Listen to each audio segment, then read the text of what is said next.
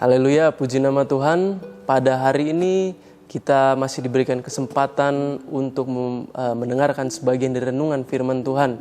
Oleh sebab itu bagi bapak-bapak, ibu-ibu, saudara-saudari yang mendengarkan, marilah kita mencari posisi yang nyaman mungkin untuk mendengarkan sebagian dari firman Tuhan yang akan kita bacakan pada hari ini.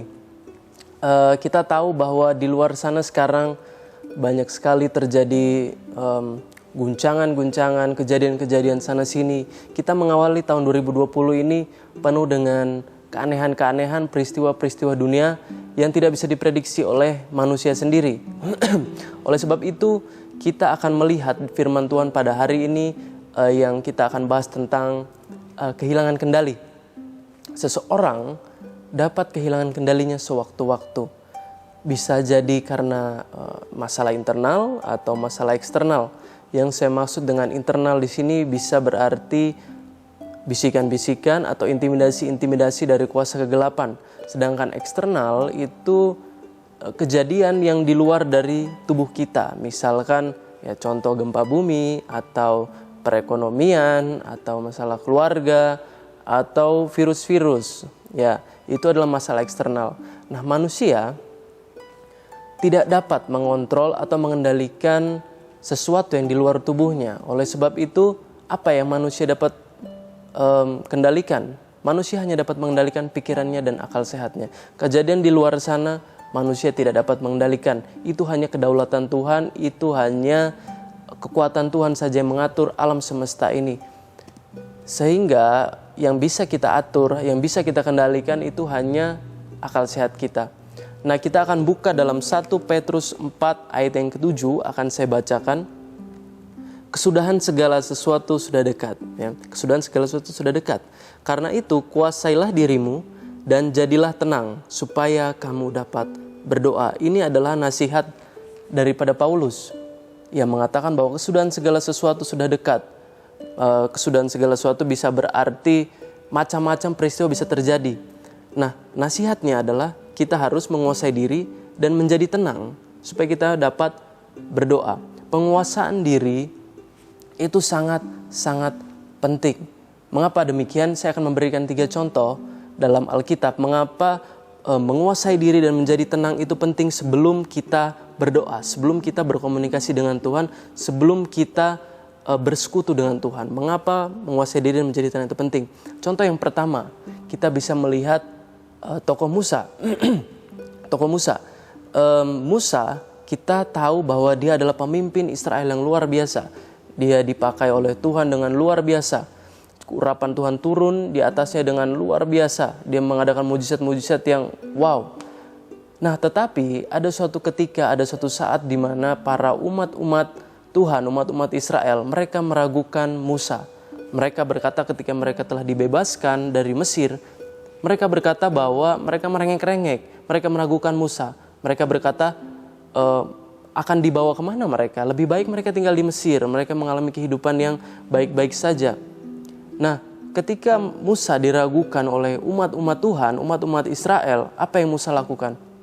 Musa bisa saja dia memberontak kepada umat Israel, Musa bisa saja mungkin berkelahi, atau Musa saja bisa membalas kata-kata atau ucapan-ucapan dari umat-umat Israel yang tidak menyenangkan. Tetapi Musa memilih satu hal. Musa memilih untuk menjauhkan diri daripada umat Israel dan dia berseru kepada Tuhan.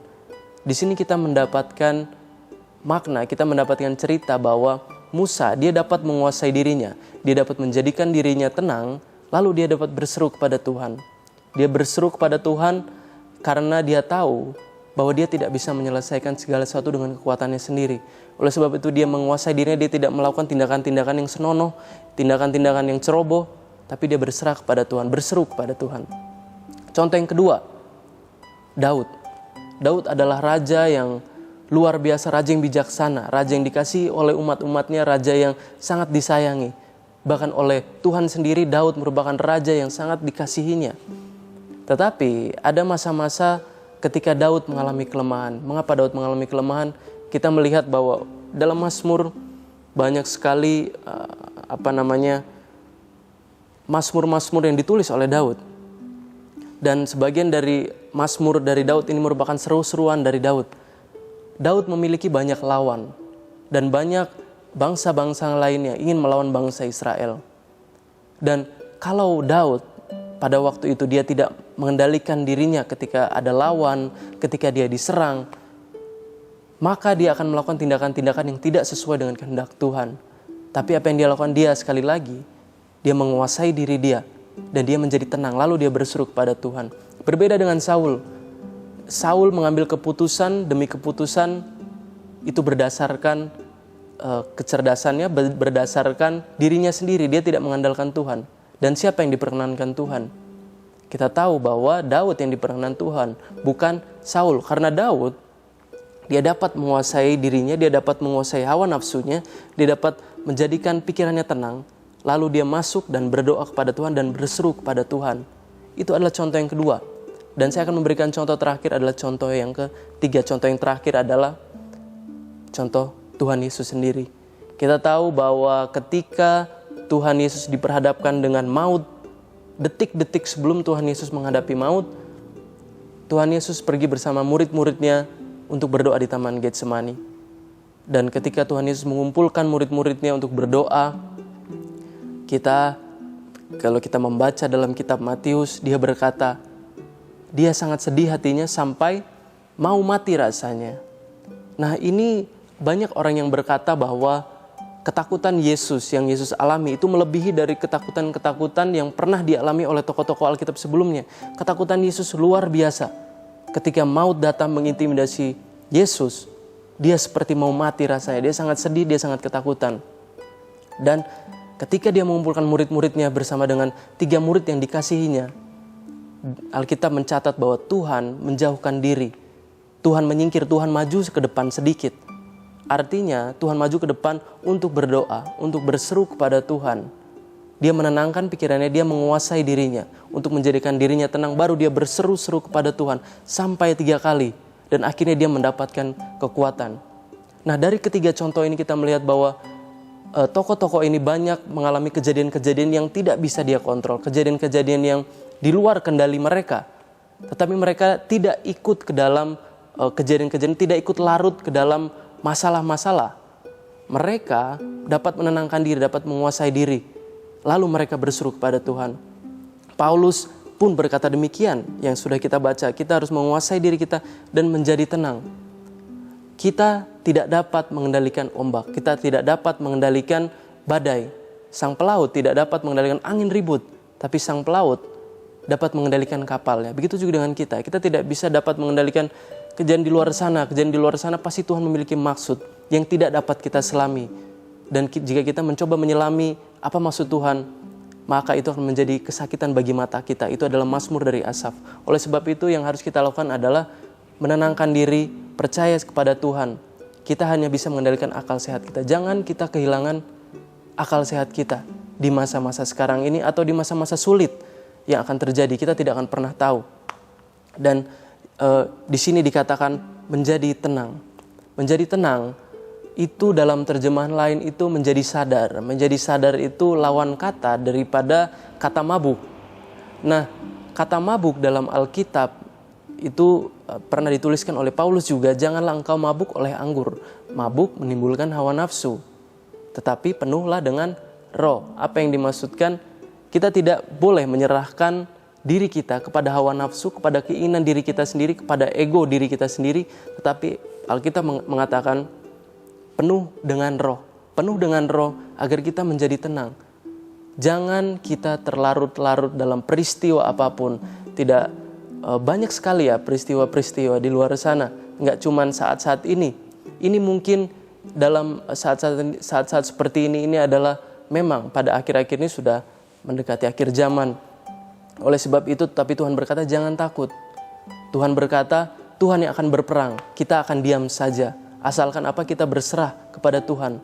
Kita dapat menguasai diri kita, menjadi diri kita tenang, menguasai akal sehat kita. Oleh sebab itu, apa yang harus kita lakukan? Kita menjadi tenang. Nah, puji nama Tuhan. Saya kira firman Tuhan yang kita sudah bacakan itu bisa menjadi berkat bagi kita, menjadi kekuatan bagi kehidupan kita. Dan jangan lupa, jika kita mengalami tekanan apapun, pikiran kita merasa mulai di luar kendali kita, Tuhan berkata, datanglah kepada Tuhan, Dia akan menanggalkan beban kita, Dia akan memberikan kuk yang ringan, Dia akan menghibur kita, Dia akan memberikan ketenangan bagi kehidupan kita. Datang kepada Tuhan, kuasai pikiran kita, sehingga hadirat Tuhan dapat turun dan dapat memenuhi kehidupan kita. Puji nama Tuhan, firman Tuhan atau renungan singkat yang kita bacakan, kita dengarkan pada hari ini, itu menjadi kekuatan bagi kehidupan kita untuk menjalani segala proses yang kita akan hadapi. Proses pun itu adalah bagian dari rencana Tuhan. Ya, kita akan mengakhiri firman Tuhan renungan pada hari ini dan kita akan berdoa.